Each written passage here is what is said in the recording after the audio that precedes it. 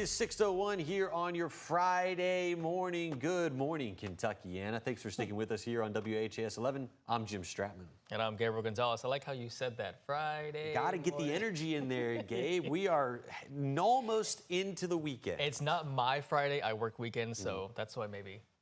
Well, I'm you not know as what? excited. You know what? For Matt and I, it is True. Bring on Friday. There we go. Matt's excited. Bring on the energy. I'm happy for you guys. I'll be here tomorrow for GMK. Watch then. Well, you know what? It's a good Friday, too. Finally, sunshine.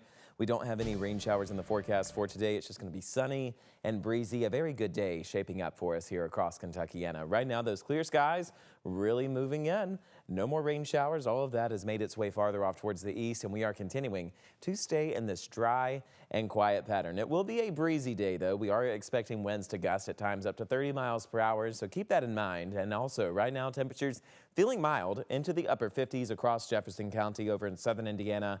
We're at 51 near Bedford, 53 Seymour, 54 near Elizabethtown. But you can expect those temperatures to get cooler as we head later on into the day. With these winds, it's going to feel more like a winter afternoon. So by 12 p.m., we'll have temperatures in those mid to upper 40s. We'll continue staying chilly as we enter the later hours of the evening. And then by the nighttime, we are in the 30s. We'll continue staying cold as we head into the nighttime hours. And throughout tomorrow morning, we do have another chilly start. Temperatures will be in the 30s tomorrow morning, and a few very small spotty showers could be around for some of our southernmost counties. Headed off to school soon, temperatures into the upper 40s on your way to school.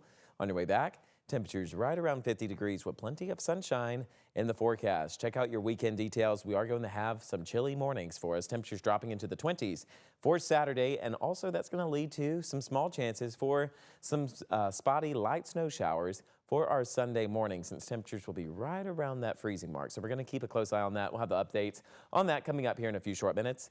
Here is an update on traffic this morning. The only spot that we really have that's causing a slowdown is on I-65 northbound, and that is from Preston Highway, exit 130. There's an accident on the entry ramp. Here's a live look of I-65 for you guys from our very own Hayden Sordenfry as he travels on I-65 this morning. Jim, Gabe? Matt, thank you very much. We turn to our top story this morning. Closing arguments in the Harvest homecoming trial are set to begin in just a couple of hours. Yeah, the case could end up in the jury's hands by the end of the day. Here's the latest. Isaiah Page is accused of killing 18-year-old Bryce Gerlach. Before the defense rested its case yesterday, Page's attorneys questioned the crime scene examiner. They argued there could have been more shots fired than originally accounted for. New Albany police officer William Morris, who was a witness the night of the shooting, told the courtroom a confidential source named a possible fourth shooter. So far, no witnesses have identified Page as a shooter. We will have more coverage later today, and you can look for breaking news updates on WHAS11.com. In some more local news, the LMPD is investigating the death of a man in the Camp Taylor neighborhood. LMPD responded to a call about a shooting on Belmar Drive near Camp Taylor Elementary around 7:30 last night. Officers found a man unresponsive with multiple gunshot wounds. He died at the scene. Now, the LMPD asks anyone with information to call the anonymous tip line at 574-LMPD. Kentucky Supreme Court is reversing course on a 4-year-old law that impacts your children and your tax dollars. The court ruled a 2022 law on public charter schools using your tax dollars to fund their operations is unconstitutional. House Bill 9 passed by the General Assembly in 2022. A lower court struck it down in 2023. Then in 2024, Amendment 2, which would have allowed state tax dollars to be used for charter schools, was struck down by all 120 counties. The lower court ruling was appealed to the state Supreme Court. We heard from organizations who both approve and disapprove of the ruling. Our Constitution requires a system of common schools and funds a common set of schools. And that is not what a charter school is. They really avoided a very substantive issue and I think misinterpreted Kentucky's Constitution. Opposers of the decision say they believe the General Assembly will opt into federal grant programs that will allow families to pay for charter schools, while supporters hope the focus can now be placed on funding public schools. Well, two education bills focused on your teachers are moving forward in the Kentucky Senate. I'm talking about Senate Bill 101, Senate Bill 124. Both have now advanced out of the Education Committee. They did that on Thursday, and Republican Senator Matt Nunn from Sadieville is sponsoring both of those. Let's start with first, Senate Bill 101. That would require schools to report assaults and attempted assaults made against staff members. It would also establish accountability when reporting requirements aren't followed.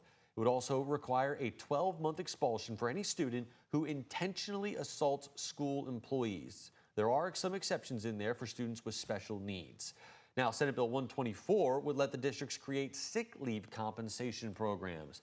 They would offer staff the option to receive an additional check for part of their unused sick leave. Senator Nunn said that those two bills in combination would keep the best teachers in the classrooms.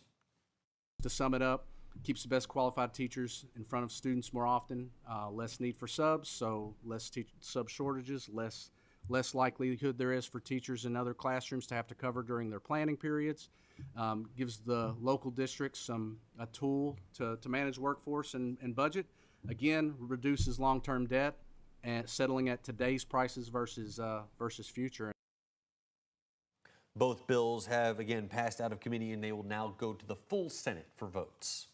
On Thursday, JCPS Superintendent Brian Yearwood said a job fair is coming. He also reflected on cuts the district is making to help the $188 million budget deficit. Right now, JCPS is cutting 648 jobs while hiring back 273 of those employees. This move will save the district an estimated $30.8 million. He says positions were added so the district stays within compliance of state law. Academic instructional coaches, safety admin, and bookkeepers are among the positions being centralized. WHAS also asked him about speculation that he is a driver that's paid using JCPS funds. I want to be very clear. I do not have a driver. I drive myself to and from work, and there may be a time that someone may take me to an event, but it is something that several superintendents before me had. He also added there will be that job fair, and he says that this is what any form of transition would look like. Happening today, it is the first Friday of the Lenten season, and during this season, Catholics abstain from meat on Fridays, which means that parishes all around Kentuckiana are going to be firing up those deep fryers to make some of those delicious fish sandwiches you see right there. Parishes around southern Indiana and Kentucky, 20 of them are going to be offering fish fries this weekend. We have a full list on our website of where you can go to get that shrimp, that fish, those hush puppies as well. You can find it on WHAS11.com. All right, Matt, today, a rainy day. Good for a fish fry. That's right. It is going to be a perfect day for some outdoor fun. Just keep in mind it will be windy, as winds could be picking up at times between 10 and 20 miles per hour. Those temperatures into the 50s by 4 p.m., so you want to make sure that you do grab a light jacket. But into our Monday next week, that's our coldest day of the week. Temperatures only reach the mid-30s. That's a look at your weather for now. More coming up soon.